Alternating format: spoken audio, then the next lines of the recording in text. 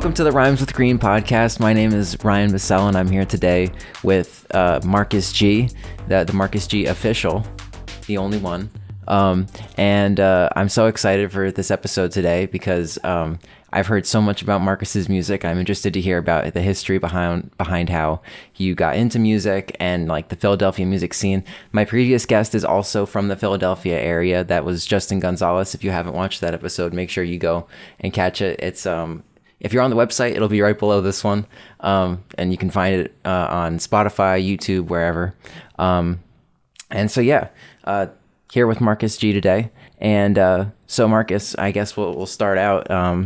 What was your intro to music? You grew up in the Philadelphia area. What were some artists, and what did you come across? What's up, everybody? So yeah, I'm Marcus G, Philadelphia born and raised.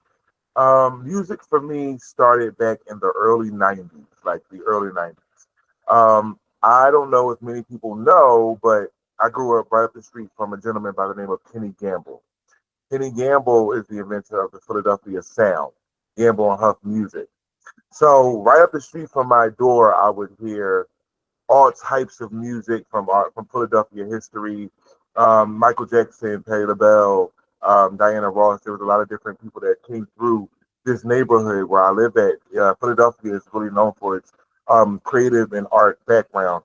But for me, it kicked into gear when I first seen Michael Jackson perform. And I felt... You saw him perform live, or? I seen him, well, you know what, let me be more clearly. I seen him on MTV.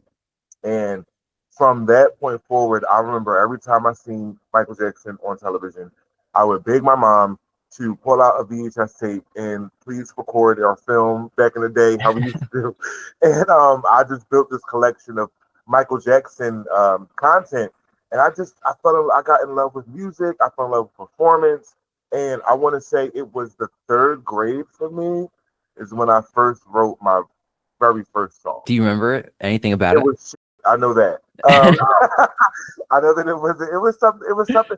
I think I remember me being tired of the class. They kept talking. I wanted to go to lunch, and the teacher was holding us. So I was just writing lyrics, and I was like, I wrote a song, That's pretty tough, though. That's pretty tough for a kid to write, I don't know, like a diss track about their teacher in just the third grade. Yeah, and it's still to this day, I'm still expressing myself through songs. So, high school is where I feel like I began to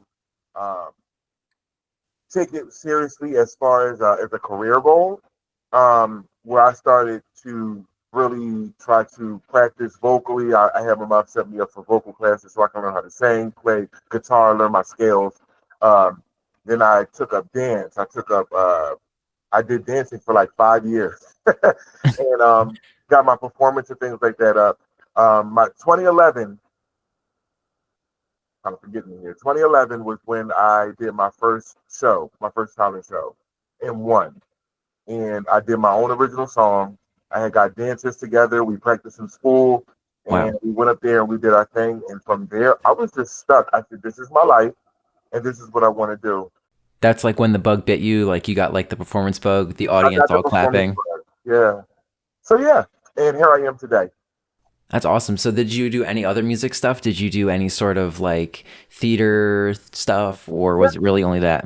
I did. So I've done choir work. I've actually, oh my gosh, I've been all over. I have done some theater work while I've worked at the Wilma Theater right here in Philadelphia on Broad Street. Yeah. But that one, I wasn't doing so much singing or rapping. In that capacity, I was doing sound mixing. But performance has taken me all over, show business and music has taken me all over the place. So, I really appreciate what music has done for me, Sure. You mentioned one artist earlier that like you were like you could hear down the street. Were there like any artists as like you were getting started out that you came across a lot that you really liked that were inspirations for you? Like physically in person? Physically in person, or just like in the Philadelphia area, maybe you didn't like see them, but like you heard them coming up, and maybe they're big now, or maybe they did stay local, but they were still impactful. To be honest with you, it is going to be funny because the person I'm gonna say wasn't from that earlier time. The person I'm gonna say is a little bit more recent. Sure. But Meek Mill, Um, Meek Yeah. Mill is actually South Philly based. When I was growing up, we would always see Meek Mill those days when he was on the corner rapping to those old school cameras and the big groups of guys and they're making DVDs. I was there, seeing it all, and Wow. to watch that go from what he was doing to what he is now and all the big things he's done, that was a major inspiration for me. Um, and other than that, you know what I would say, if it wasn't Michael Jackson, I've been inspired so much by Tina Turner. I've been inspired by, of course, Beyonce. I love Beyonce, but believe it or not, I'm inspired by the Spice Girls. The Spice Girls, yeah? I'm all over the place, man. What's your favorite Spice Girl? Who's your Spice Girl? My favorite Spice Girl is Mel B. I love Scary Spice, but then I have this love affair with Emma Bunton, who is Baby Spice. And they actually both just was featured on this new show where they're taking old songs and turning them into K-pop songs. And Okay. then Emma and Mel B both come out and perform. This is like yesterday, so that was like, That's a cool concept. They gotta. I hope they do a classic rock version of that. like Like they that is just wheel so out cool. like Axl Rose or something, Oh, and there's that just is like a so room cool. full of bowl cut like yeah, Yeah, K-pop I people. love it. When it comes to like your music making, now, what kind of stuff do you like kind of mixing in? What's like your modern influences? What kind of stuff do you gravitate towards? Yeah, so I'll speak recently this year. I would say 2025. Actually, 2024, 2025 has been my most experimental years. I have been playing with music from the 70s, 60s. Like we're going oldie. I felt like music today, um, as much as I do love certain artists from this era, it lacks a certain soul. And so I said, you know what, I got to find this soul. It was hard for me to write music these days Mm. because everything sounds so much the same, and then everyone is sampling these days, but still doesn't matter. The drum cadences are still the same. So I've been doing a lot of going back, listening to old records, dusting off my vinyls. I just bought a new record player, which I'm very excited about. And so I use that to get inspirations for new sounds. I go back to go forward. Not that I'm sampling, but I'm taking, like, if I might hear a melody or I'll hear certain things, because I do create my own beats. So I'll try to recreate that into a more modern sound. Um, this my latest project that I'm working on now called Hands On. Is basically going to be a fusion of modern hip hop and pop mixed with 90s R&B and hip hop. Ooh. So it's like it's really fun. It takes nods from like In Vogue from the 90s and Naughty by Nature, and we're fusing them with new grooves. So I'm really excited about this. This is coming in. It's coming soon. It's coming in a certain amount of time. Yeah, I don't want to put a stamp on something and then be wrong. Absolutely. I gotcha. So, moving away from music, then, Yeah. what kind of stuff as like a Philly native? What kind of stuff? And growing up, and now you live there. What kind of stuff was just influential for you growing up? Was there like any like Philadelphia figures? Anyone that like helped you figure out? Philadelphia as a whole, the energy of the city as a whole, I can't really pinpoint one specific person, but like when I travel and I come back home to Philly, there's this energy that comes over me. I'm inspired by the people. I'm inspired by the sounds of the city. I love the city. I'm Yeah, inspired by our energy, our attitudes, how we like to climb poles in celebration. That to me is just like, like the grease is never Philadelphia. strong enough. Yeah, Philly is its own energy. So, um, I named a few key people, but for me, I pull inspiration from my entire city. I love the city. So everybody, okay. Everybody. So when it comes to other kinds of media, like growing up, you come across, TV, film. Was there any like sort of TV or film characters that you kind of related to, or that that film scores, TV scores? What'd you come across? I used to call myself Bugs Bunny. So I was like, bro, I'm a Channeling cartoon. Mel I'm Blanc. a big cartoon. Like I promised you, like Chucky, like Child's Play. Like that was my that was I don't, big scores. Not really. I can tell you. I'll tell you this. Um, Film for me. has become just as much of a love as music has been for me. And I feel like film and music go hand in hand Sure. because a good song put to a good scene can really make you cry. I think that's magic. So for me, I also look at film as something that has touched my life because I've I've gone as far as when I was younger, I was in an organization called Syndicate. And I don't know if anyone remembers that. The Syndicate is something from the early 90s. And it was this group that would come together and they would train like inner city youth how to use Sure. cameras and do editing and stuff like that. So it wasn't so much that it was the score of the movies that like inspired me. It was more so um, how the story was written, how movies are shot. I look at angles. I'm thinking Mhm. about all of those things, and I feel like I'm going on a tangent, but I do really enjoy film as much as I enjoy music, and I feel like film has been is just as much influential in my life as Sure. music has. Yeah, I definitely feel the same kind of way. Like I can't recall like any specific films where I really enjoyed the score, except for like the big ones like, Yeah, Disney or like, anything Disney makes. Like you can remember the score from that. But like, I don't know, individual movies, I feel like I have a harder time being like, yeah, that score from that one. like if we're talking Disney, my favorite songs are from The Jungle Book because Yeah. I have a big love of scat jazz.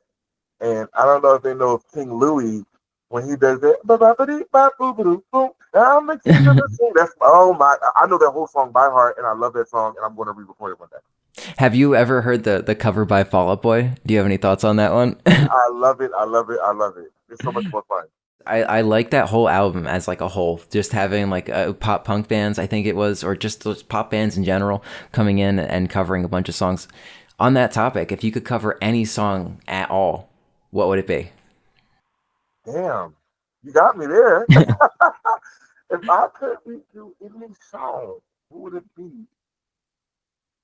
You want to know what I? And this might throw you for a loop, and I'm not sure if everyone knows who this is. This group, but the Stylistics, and I love their Okay. song called "People Make the World Go Round."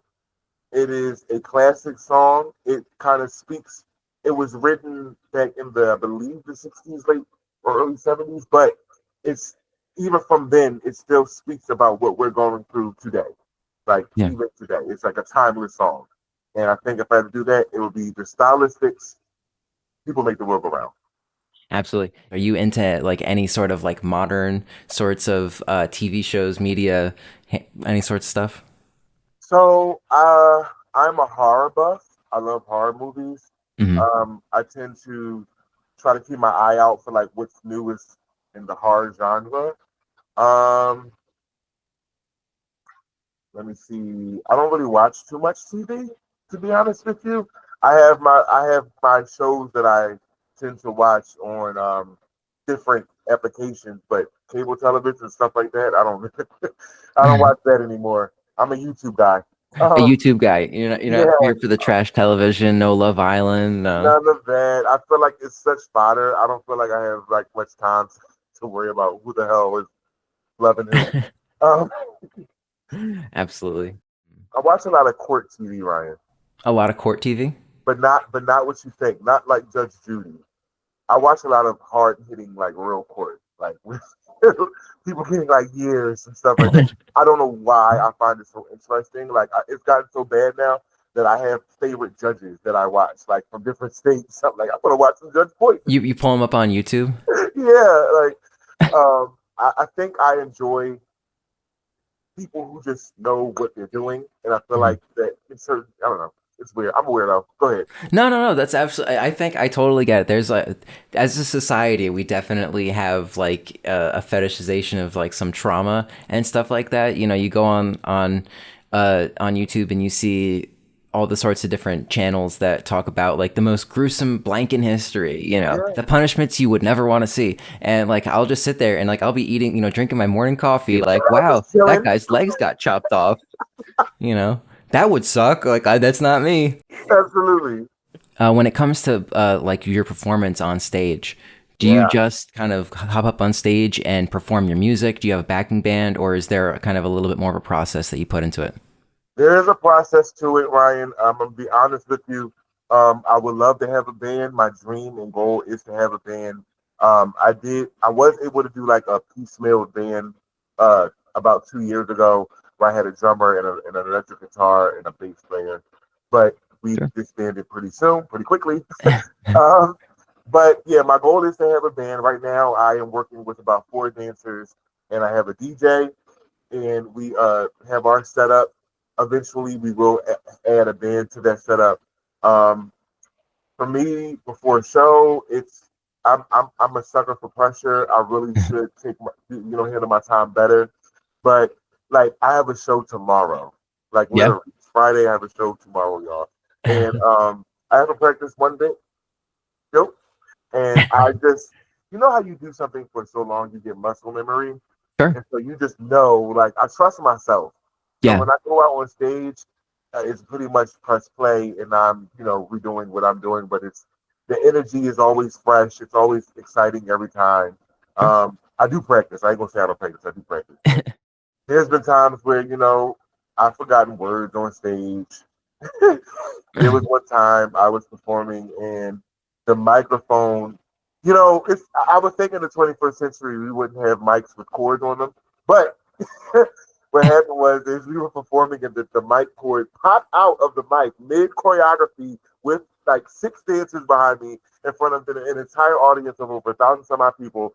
And what could I do? Nothing. I could just keep going and lip sync as if I was really saying something. With the wire pops out, what's the first thing that goes through your head there? Like, do you notice? Like, is it like immediate, or can you still hear like the things in your head? So like you don't know. Yeah, you know this, man. You know this. And I think for me, so when I was in I promise this is gonna be a short tangent. Sure. But when I was in college, I was the model director for an organization called We Are One, which was like this modeling, fashion, dance troupe or whatever. And so what happened was is the way I would train the models, I would take a piece of fabric and I would throw it out into the runway while they're Yeah. walking, and it would slip. And the idea was, how well can you recover? It don't look like you fell. Don't look like you slipped. So when the cord popped out the damn mic, I like went into like a pose or some. I don't know what it was, but it was weird and it was cringy. And I went to this pose, and and you know what? I feel like because thank God for the dancers because they just kept going, and so I was able to just fall in with them, and I just played it off until it was time to get off. But I was sweating bullets, bro. Like I, I felt so embarrassed, but keep Don't going, no slip. matter Don't what. slip. Just Don't keep sweat. going. That's awesome. Yeah. So, your shows that you put on stage, do you like come up with the dance with the choreographers? Like, I know you said you had a Um, dance background.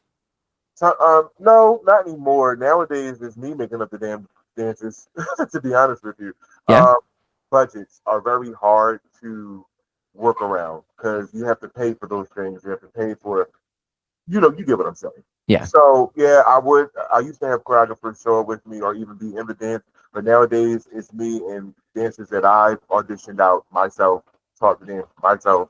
And Yeah. if I do have a dancer that can teach choreography, I would have them make it up and we'll learn like that. But with me, That's awesome. yeah. Do you have like any like influences in terms of like choreography, like favorite dancers or favorite just stage shows that like you get influence from? Yeah. Uh, my first show that really sparked it for me was MTV Awards 1995 Michael Jackson Dangerous performance. That performance, That same wow, one? like yeah, like what? Like it started out as just a typical medley, and everyone thought, oh, it's Michael, great, we're doing. Then he came out of nowhere with like all the dudes in black suits, gangsters coming from the ceiling, and like that to me. So when I perform nowadays, I try to recreate that same mystique, that same energy when I perform. Like I want to tell a story. And one thing I get that people tell me about my shows that I'm proud of is that the openings and closings are always super strong because I care about how I introduce you to the music and how I'm bringing you into my story. Everything is themed to the nth degree. Yeah. So I really I think yeah that performance from Michael Jackson did it for me. And then anything Beyonce does today. So yeah. That's awesome. So like that's the second time that you've mentioned that Michael Jackson performance, the one on MTV. So like when you saw that, that must have been like a really like a religious experience. Yeah. Like walk up to the TV, Just hands on the glass. yeah. I mean, I was a fan and I was inspired way before that specific show, Hmm. but that show was when I think I was just like, okay, yeah, this man is the shit. Like you can't deny him. Yeah, What was your Saturday morning cartoon lineup? I was a major fan of like Pokemon. Man. Like, Pokemon? You're a child of the 90s? I am a child of the '90s by and by any means necessary. I am a child of the '90s. It was a lot of Pokemon. It was a lot of Dragon Ball Z. It was like I don't even know if people remember this old cartoon called Card Captors. Like I used to love that show. I remember that one. I am into my animes. I don't, I grew up, watching a lot of anime. Um, do I watch it still today as much? Not really. I was a major Cowboy Bebop fan. Um, Cartoon Network was home for me. I love the Looney Tunes. I love Tom and Jerry. Like You mentioned that you really took a liking to Bugs Bunny. Did that ever manifest itself like it in some did. like It any did. childhood school moments? um, because I do find myself sort of a stinker. But what I feel like Bugs Bunny had this crassness about him, and he just was like funny yet sarcastic. He wasn't afraid to push the boundaries. He'll do some stuff that'll make his enemies go, "What was that?" He'll dress up like a woman. It's just, Yeah. it's just so I always loved him. I love Daffy Duck too. Um, yeah, like Looney Tunes was really it for me. I was a major fan of Looney Tunes, but I will say that um, cartoons inspired a third thing for me other than music and film. Yeah. So I also, and this is another tangent, I have over 245 hand-drawn characters that I am going to be putting into production because I would love to What? have a toy, cartoon, and game line. And I'm not going to say too much about that, but I have over 245 characters all drawn, ready to go. And I'm still building out some more of their backstories. Um, but yeah, that's like I really That's want my super own cool. cartoon as well in the future. The Marcus G Cinematic Universe. There you go. I love that. Tentative name, working name only. I'll make sure I cut you a check when that becomes a thing. You got it. So, in terms of like what you got going on now, like any albums coming out, any recent albums or anything?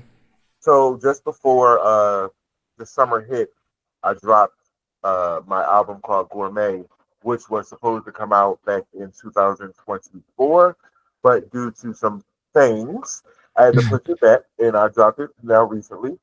Um, it is an album based off of food themes. Every song has a different food theme.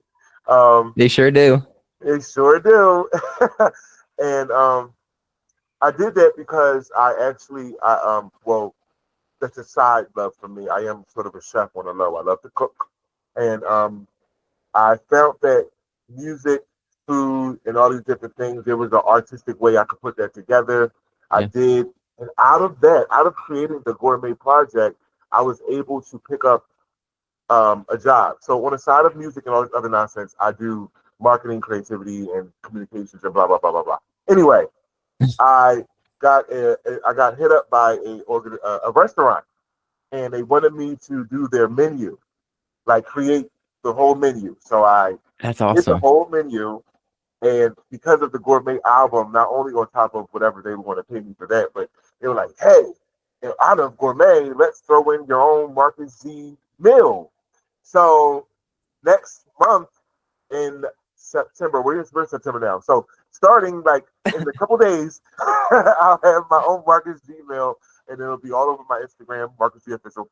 I'll make sure I have it, posted. I don't have a name for it yet. I do know that I want it to be a chicken-based sandwich. Okay. Um, Well, let's hang on to that. Let's hang on to that a okay, second. A okay. chicken-based sandwich. Yes. It would be a couple years ago now because time flies. There's the chicken sandwich wars. Where do you side with that? Where are you going for a chicken fast food sandwich? Oh, yeah. I do. You know what? Popeyes. Like, I mean, listen, Popeyes is right around the corner for me, and I remember those lines. They used to be wrapped around the block during the chicken sandwich wars. Yes. It was a crazy time. I remember people putting like McDonald's in their camp, and like no slander to the McChicken, it's good in a pinch, but like if you're going to McDonald's, a burger joint for your chicken sandwich, like I don't know if I trust your judgment so much. But you know what? I have to give it to none of the fast food chains, not even Chick-fil-A. Not even. I'm going to give the point to Korean fried chicken. Ooh, I'm going to just say that. A Korean fried chicken sandwich. is there like any specific place that you go to in Philly to get that? It's literally called Korean fried chicken. Yeah. If you look it up on DoorDash, That's literally what it's called. yeah, Korean fried chicken in and Philly. There you go. they have cool packaging and everything. Yeah, like, and the food is good. I'm talking to you, Ryan. Well, y'all too in the audience, but Ryan, if you ever get hungry, order you some Korean fried chicken from Korean fried chicken. That's so smart because like they just know that all the white people are gonna be like Korean fried chicken. And there you go. Like it's right there. I love it. That's awesome. Yeah. So, in terms of your own cooking, then you mentioned that you love to cook as well. What do you cook for yourself? What's your favorite dish? My Or one of them? grandfather was my culinary professor. He taught me everything I know about cooking. He would make stir fries. He introduced me to my first wok. So I'm big on like Asian cuisine. I love Italian foods, which are super savory. I like different sauces. I like to play with all the proteins and herbs and spices. So yeah, um, between I want to say I make a really good vegetable and meat lasagna. I can do either or. Ooh. I love basically anything Italian. I'm pretty good at. I make a good gnocchi dish. Um, Asian food, like I said, I use my grandfather's wok. I wok it up, get my stir fries going, get my fresh vegetables in there. Um, Cooking for me brings peace.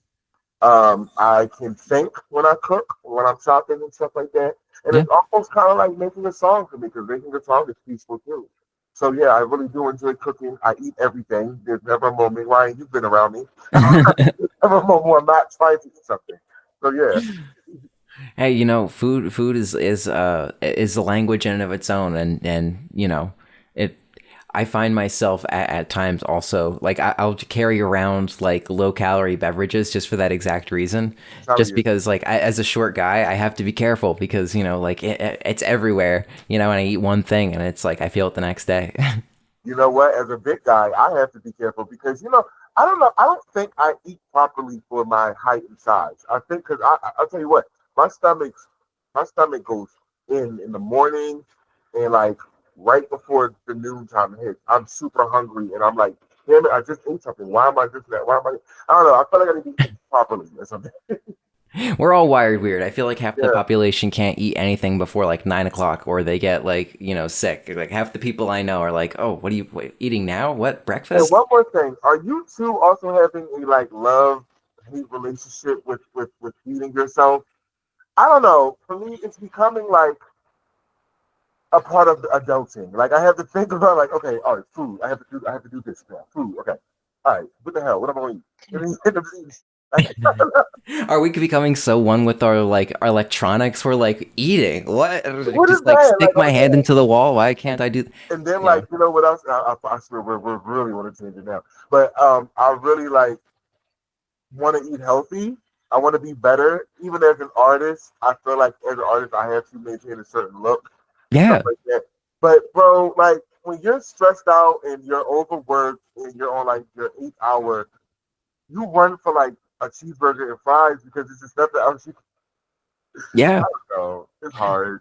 No, I totally get it, and I think what's kind of weird about that is, back at a different time, like when you were stressed out, that was like a good option because it was You like cheap know, and whatever. But like now, it costs just as much as like getting any and other it's meal. So all like, it's kind of $18. crazy.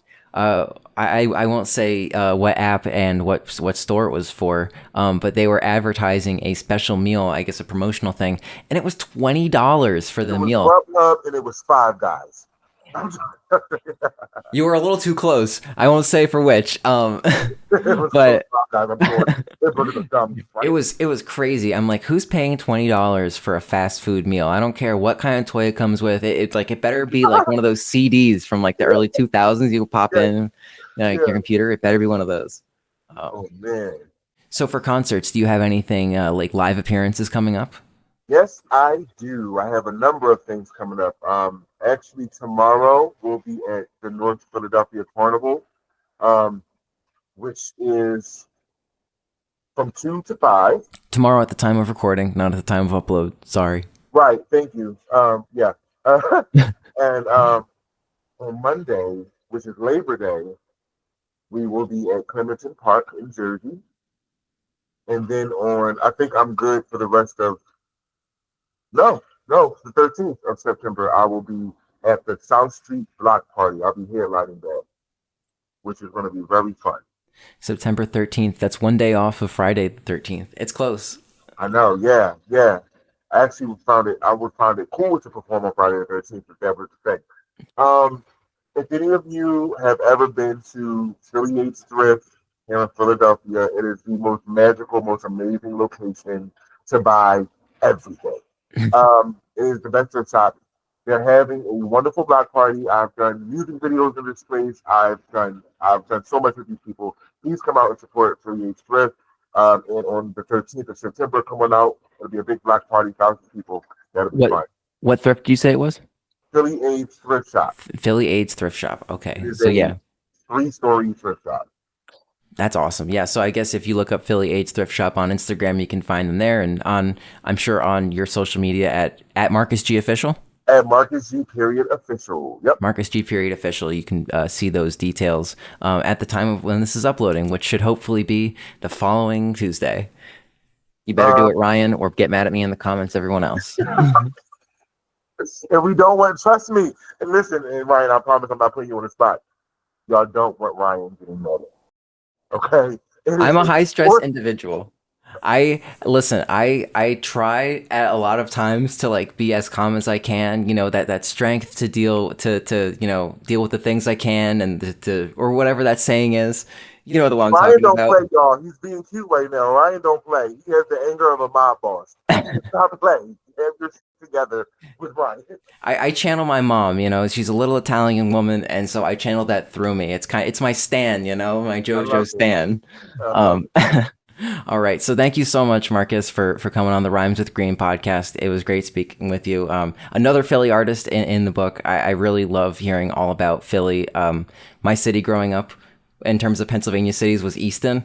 Not much too much coming out of there. So it's been really great hearing, the different kinds of people and kind of getting educated about Philly from real Philly locals.